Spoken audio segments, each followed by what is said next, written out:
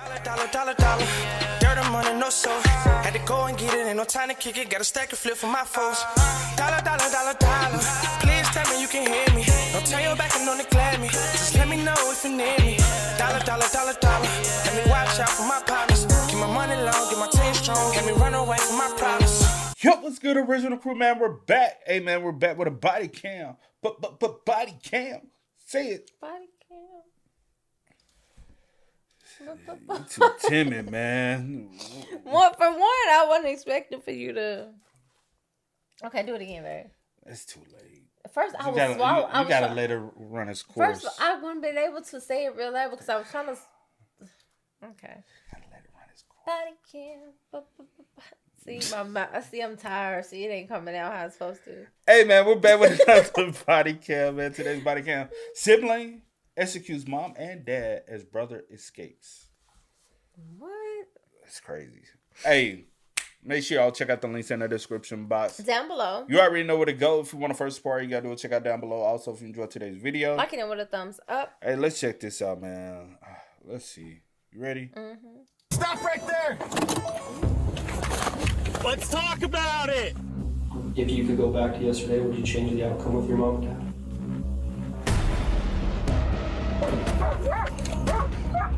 I didn't want to become the monster that they made me to be. Come out with your hands up, you're under arrest.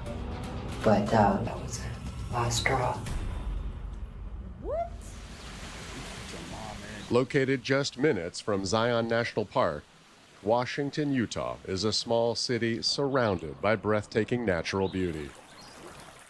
But on June 18, 2024, just after 7 p.m., residents of an affluent enclave are startled by the sound of gunshots echoing from a nearby house. Multiple neighbors call 911. Within minutes, Washington City police officers arrive at the home of 70-year-old retired maritime engineer Joseph Bailey and his wife, 60-year-old Gail Bailey. Wow. When officers make entry into the home, they are met with unimaginable violence. Gail Bailey is face down on the living room floor next to a blood-soaked couch. She's been shot multiple times. In the hallway outside the master bedroom, police find Joseph Bailey sprawled on his back in a pool of blood. He's been shot in the head. The victims are pronounced dead at the scene. Wow. Where was the mom shot? Did Back. he say? I'm gonna take I that. thought he said the bag. When officers make entry into the home, they are met with unimaginable. That's a nice ass home, bro. When officers make entry into the home, A pool, nice yard, they are met 2 stories with a full bed.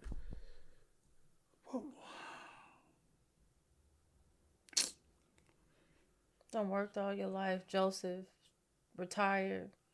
Just for your child to take you out like that. Gail, she's 60. And it look like you done provided your kids with the Joseph 7, like with a this. nice What life. you said? And this is what y'all do? Come on. Man, I I would love to switch. don't know all the details. I'm just of, saying, I like, would and stuff love like that. to. But Y'all be. Oh my. with unimaginable violence.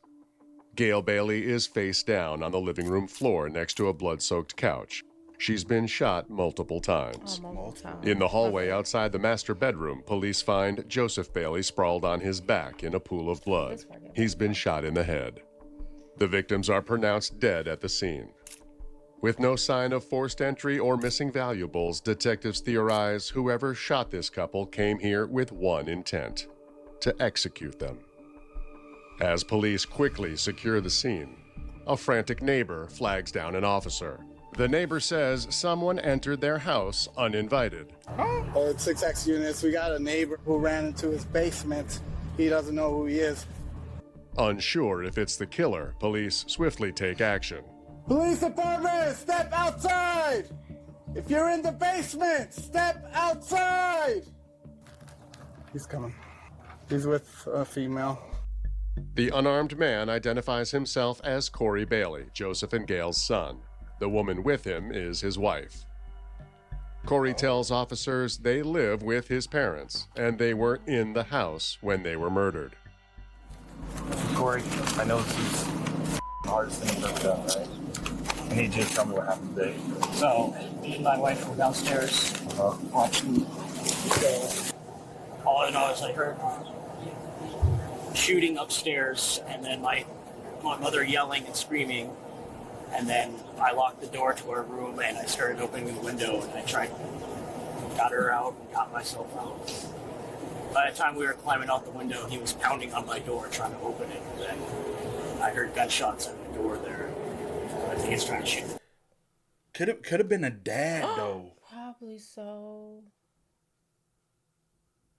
Probably it could have been. Cause he was found in the hall. Yeah. Could have been, yeah. I don't know. Open it, and then I heard gunshots at the door there. I think he's trying to shoot the door open or something like that, or trying to shoot in where we were. When officers ask Corey if he knows who murdered his parents, he doesn't hesitate. He says the killer is his 28-year-old sibling, Mia Bailey. He's schizophrenic. He's been going through a lot of issues lately and transitioning. Corey reveals that Mia is a transgender female. Mia's birth name is Colin Troy Bailey. Any idea where he'd be headed now?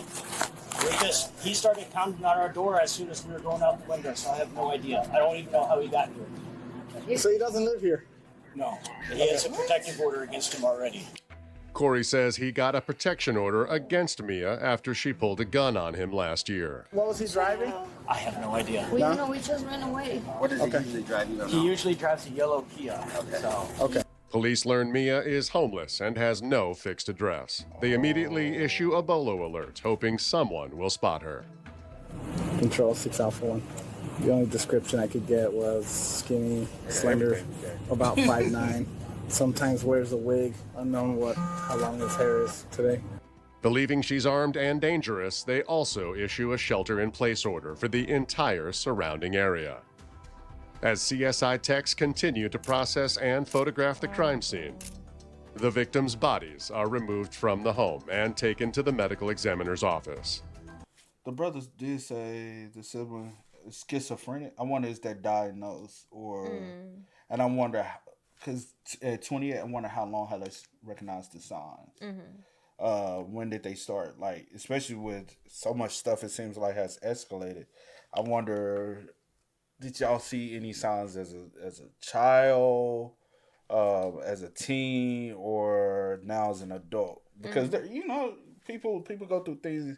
Was there a triggering point that caused a mental spiral, or I just wonder. Yeah. Oh snap. Meanwhile, officers canvass the neighborhood, looking for potential witnesses. Do you see anything or hear anything up here? No, I didn't hear anything except sirens coming. Okay. All right. Sorry. No worries. During their canvass, a neighbor comes forward with new evidence. She says her home security cameras captured Mia's car and Corey and his wife fleeing the house. I have that car pulling up at this time, and then these guys come running down at 7:12. So I can show you the full footage if you want. Yeah, are you able to capture that or screenshot it? I screenshot. Or however you could do to share it? Yeah, I screenshot it. I think I could share this video too if I can download it.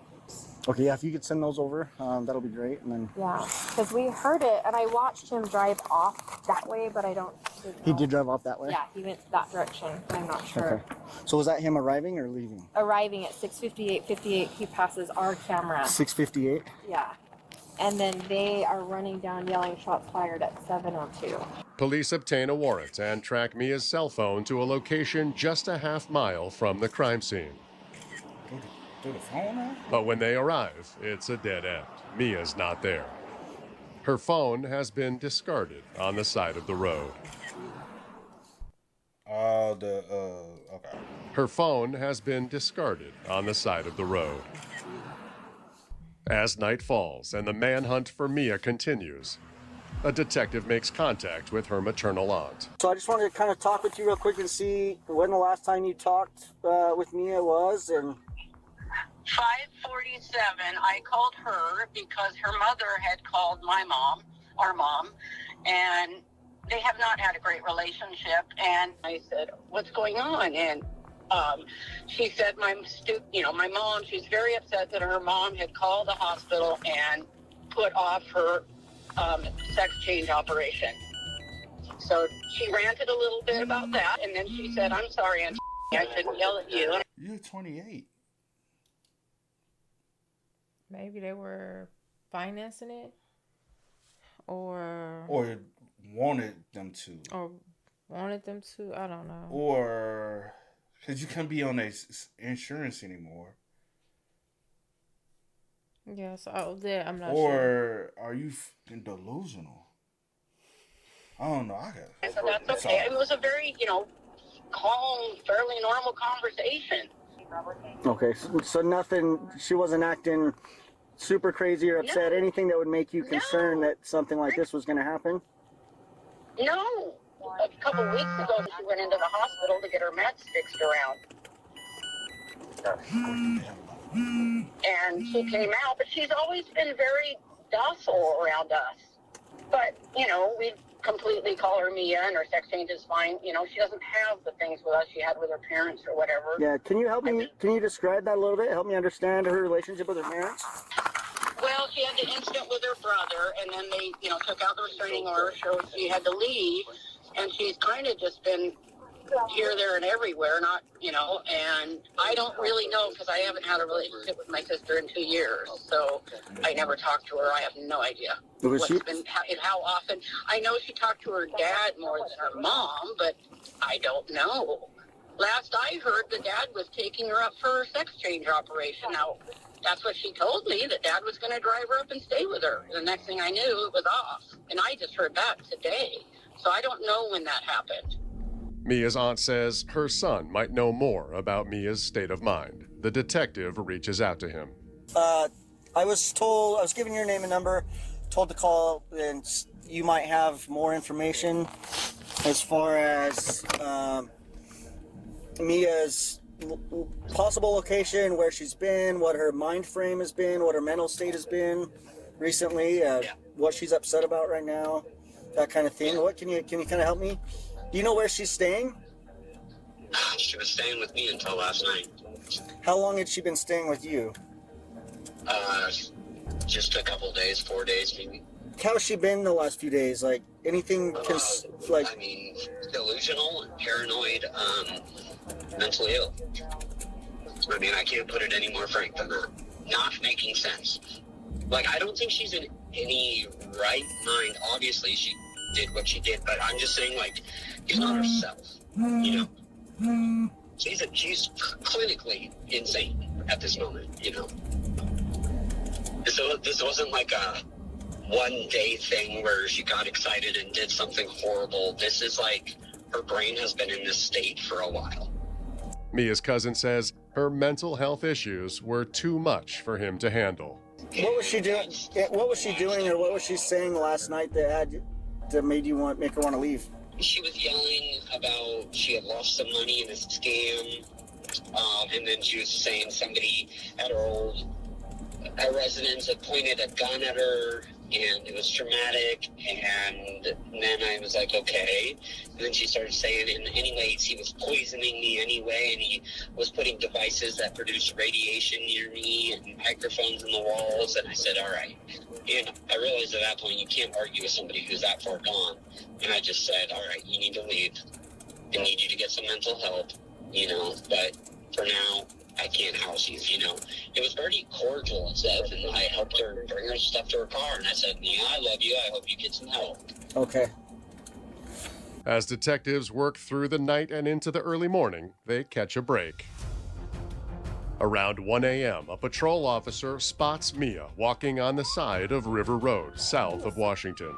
He radios for backup. Officers and K-9 units arrive and get into position.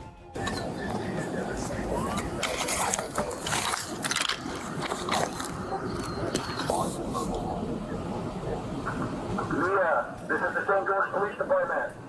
We need you to cooperate with us. You're under arrest. Please put your hands up. Have your hands cleared. Walk towards the headlights slowly. Please comply. Mia responds by raising a gun to her head. Man, stop right there! Let's talk about it! You can't let him get down.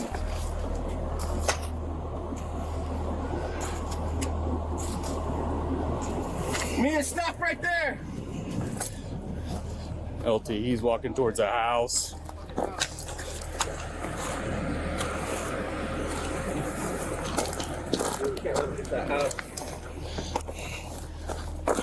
What do you think? He goes towards that house. Do you want us to take him out? Officers weigh the risk against the outcome. If they pursue Mia, there's a chance she could kill herself or open fire on them. No communication, just gun to the head. Now we can't see. We need lights. They decide to stand down, and Mia slips away into the darkness.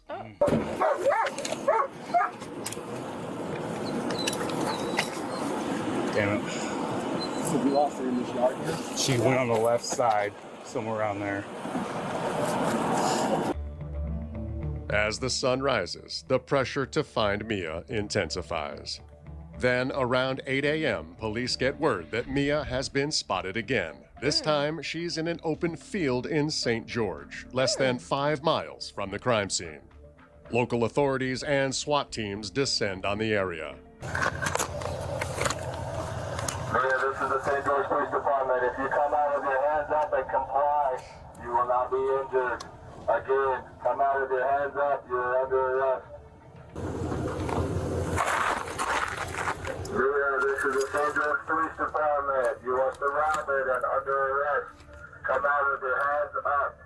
Surrounded by police, Mia indicates she's ready to surrender. Come to us!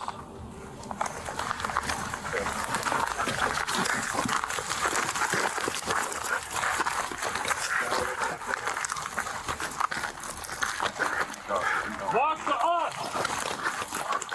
Keep your hands where I can see them!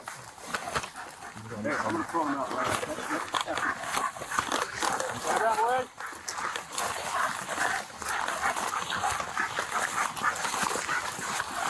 Come to me, come to me, come to me.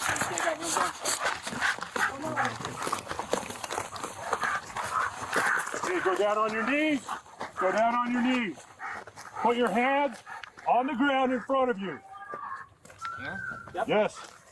Slide your body back until you're laying on your face. Okay, like this. Slide your legs back until you're laying down. Stick your arms out by your sides. Keep going. Turn your palms up. Do not move. While Mia is handcuffed and taken into custody, Those aren't too tight, right? an officer recovers her gun nearby. I'm back here taking pictures of the gun. It's a 9mm, the same gun police believe Mia used to kill her parents.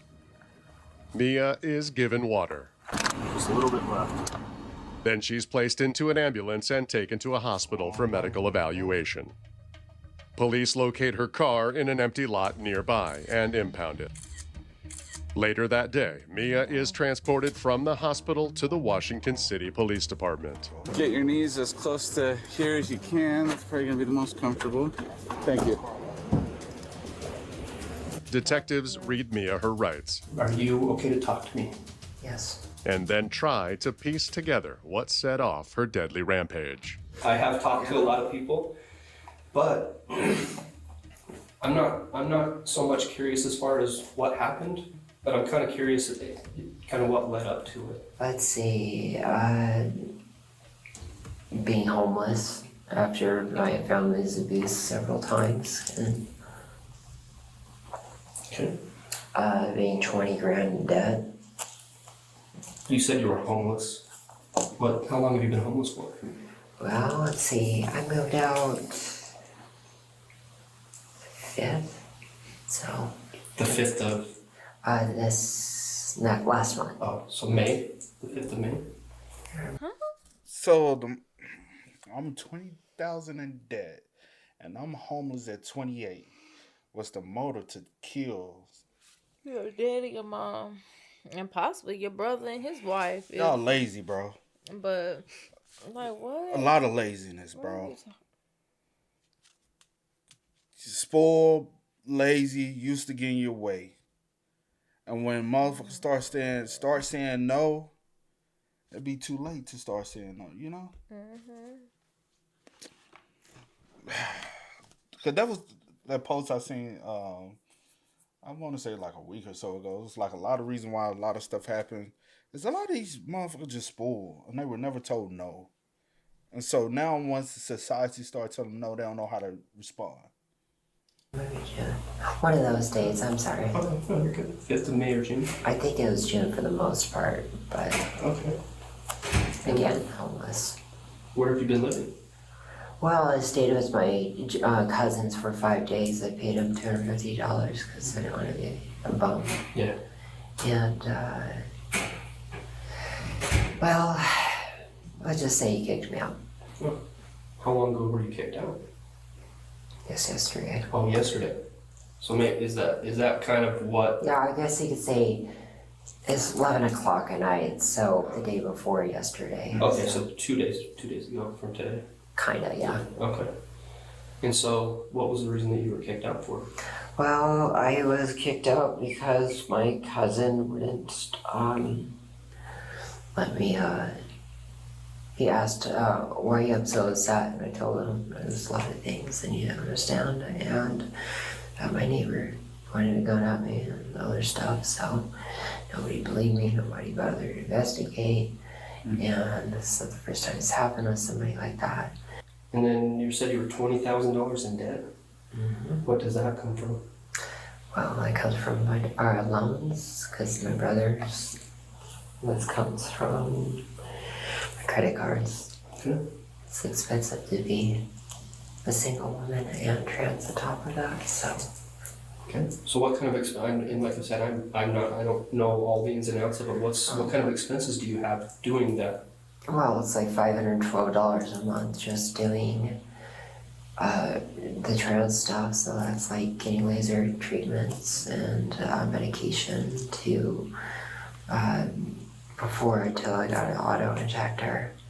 That was $125 a month. So that a lot of stuff adds up. Oh yeah. What type of medication? Just HRT. If you want to know the specifics, but yeah. Is that hormone replacement Therapy. Yeah. So being 28 years old now, at what age did you know that you wanted to transition? I mean, since I was born, but the earliest I can remember is 2. Did your parents know prior to that? My parents knew. My mom knew for 3 years since 2019. Okay. July. Was that a big topic of contention between you and her? It wasn't a huge topic, but she was more like, how could I put it? Not very supportive. She was in shock, just didn't say anything. And then she's never supportive since. And she kept calling me my nickname and a bunch of other stuff, so. Mia says she was scheduled to have her long-awaited gender reassignment surgery the following month in July. So why not kill just your mom? Why kill your dad if your dad supposedly had been supportive? You said you trying to like understand the motive. logic, the motive. Yeah, because granted, the real motive. Granted, definitely shouldn't have killed neither one of them. But the fact that you said your mom not supportive, but your aunt already said that the real motive was already revealed. Mom not being supportive at all, and calling the name Colin, which she gave him at birth, right? That's the real motive.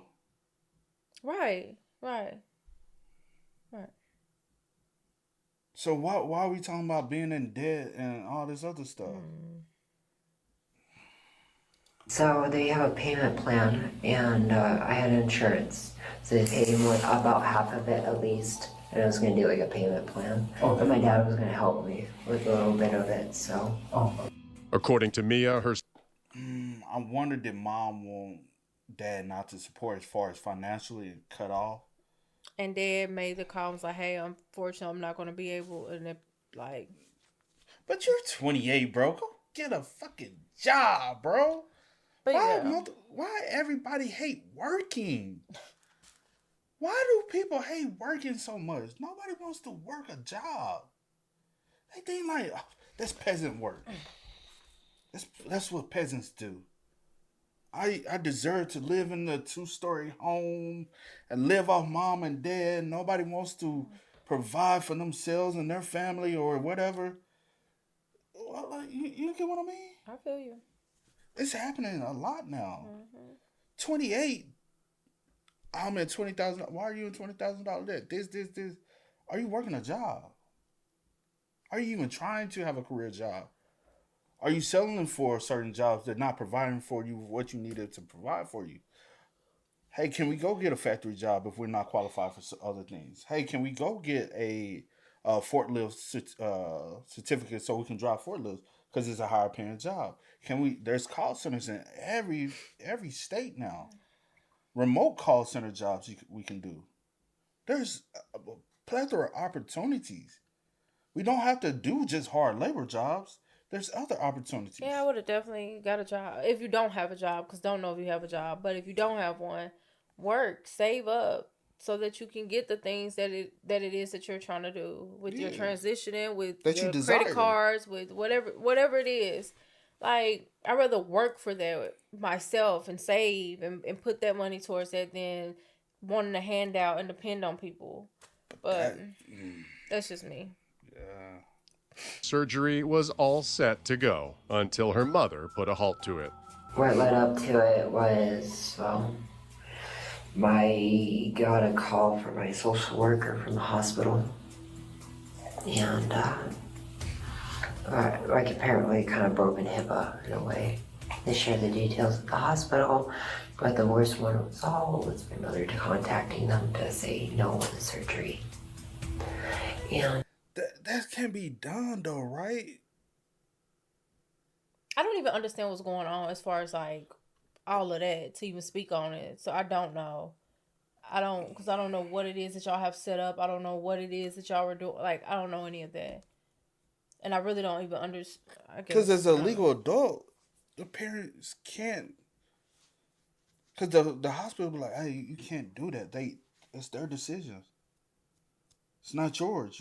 Even though you're the parent, unless there's a check and that's what I'm saying. I don't think it was necessarily account. Like a halt. Like, oh, they said no, you cannot do it. It was more so, no, we're not paying for it, so we're not moving forward with it. So stop saying that. Yes, I get you. I agree with you. One reason why I paused was medication. With the medication, right?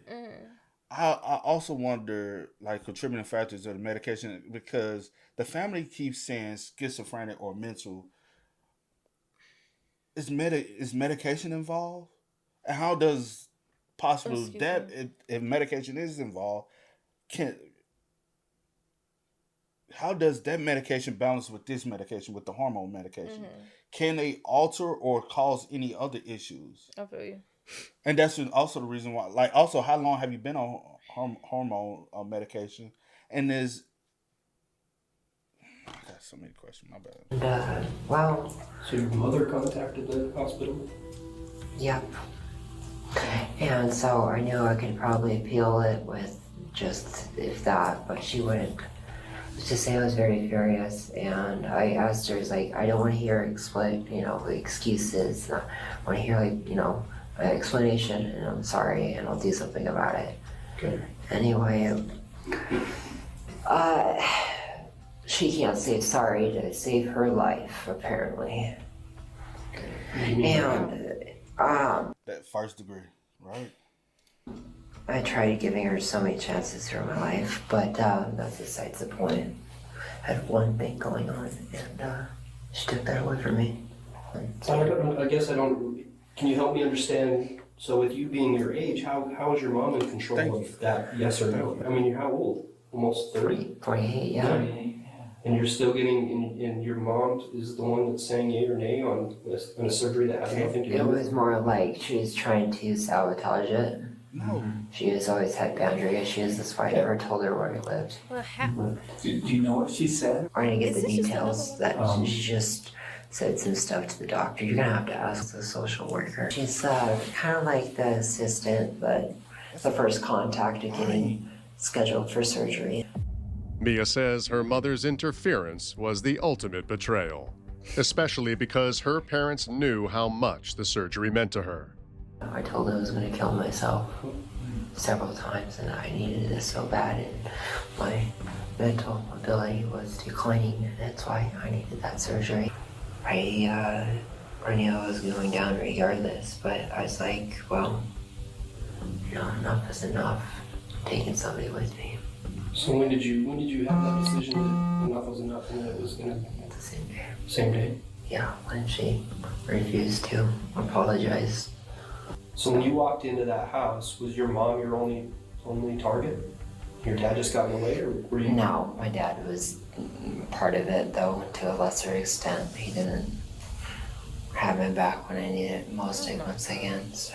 Gotcha. 28, bro. Mom wasn't a target because she basically betrayed you. She was a target because she betrayed me. So and then dad obviously is part of your mom. They're one and one. They're both involved in it, and they both in it. Yeah, because I just wanted to. Lesser. I just didn't make. I wanted to make sure that I clarified as far because with that's what was confusing. If your dad was willing to pay for a little bit. Yeah, and then he changed his mind on it because he didn't sell a Chevy and all that stuff. But oh my God, some selfish ass shit, bro. Because he just sell his Chevy. They not moving when you want them to move and do what you want them to do on your timing. Then I gotta sell my Chevy to help you. Go work. Go find if you are sell like I your said. Kia. Facts. Like I said, if you already got a job, go get another job. Do what you got to do to make your own money to get whatever it is that you're trying to get. Your surgery, your hormone pills, your any other medication you on, everything else you got to keep up with. Bro, I am just like, what? Bro. So we go take our parents out. You go shoot your mom multiple times, and you do your dad like that, and like what? I really cannot like.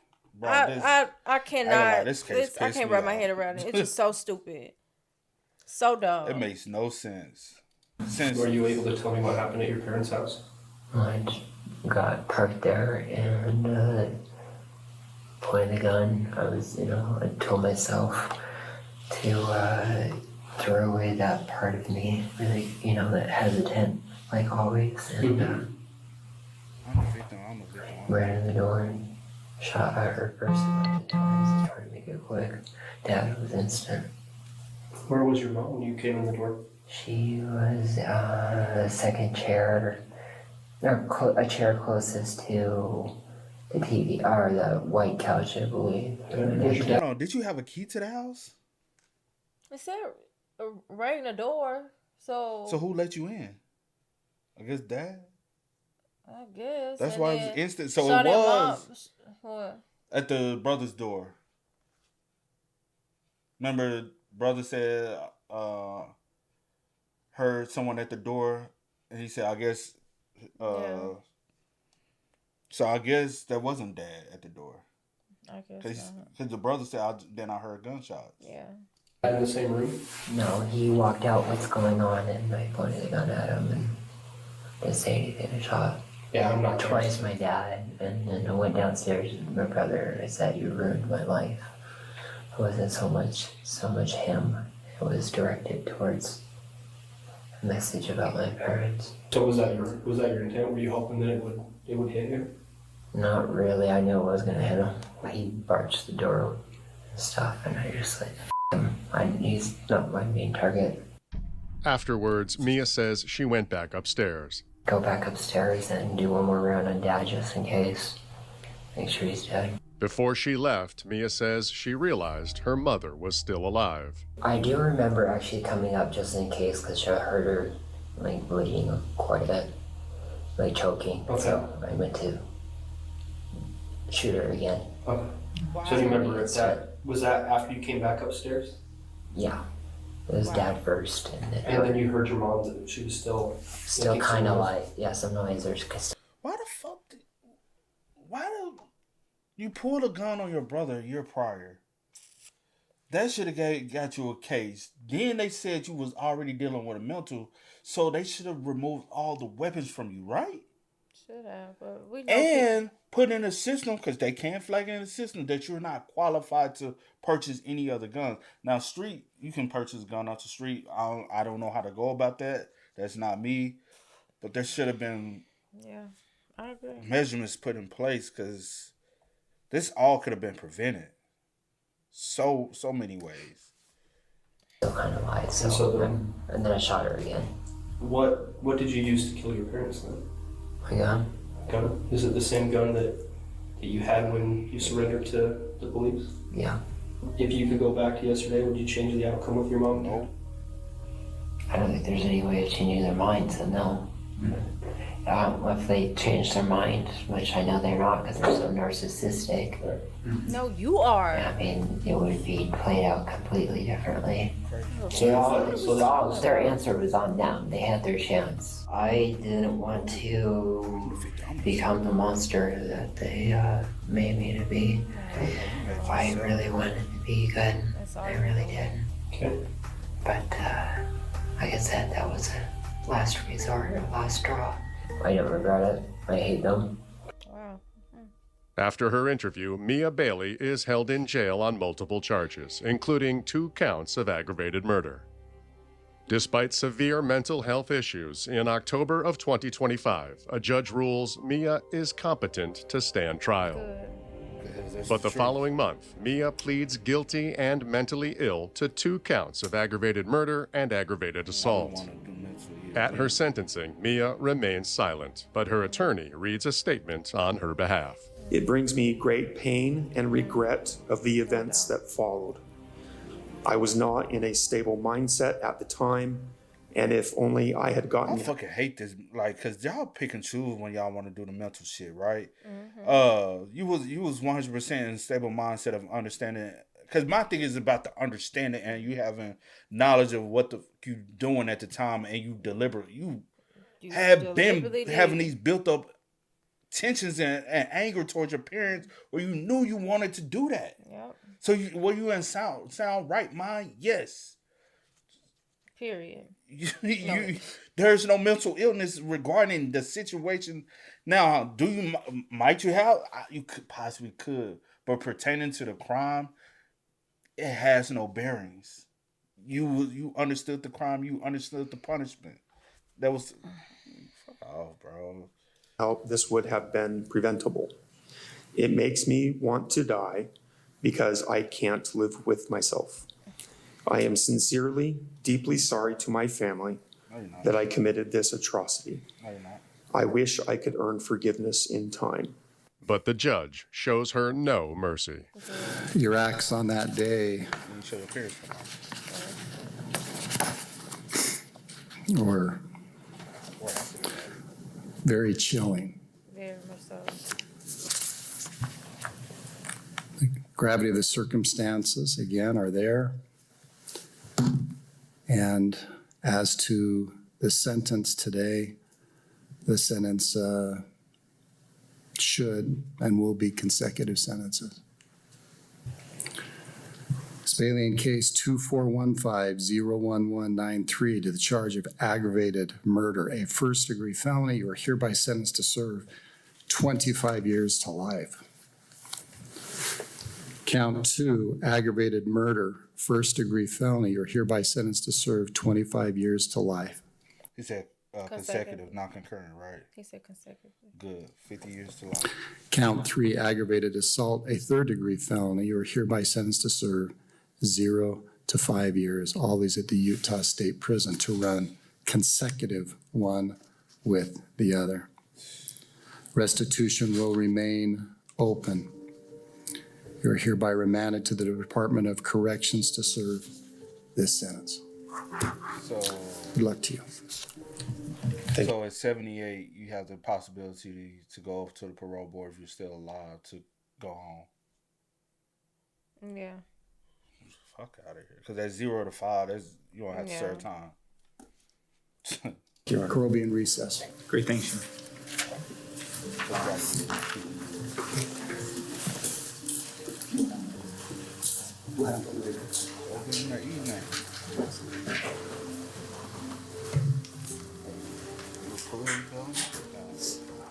You are not alone.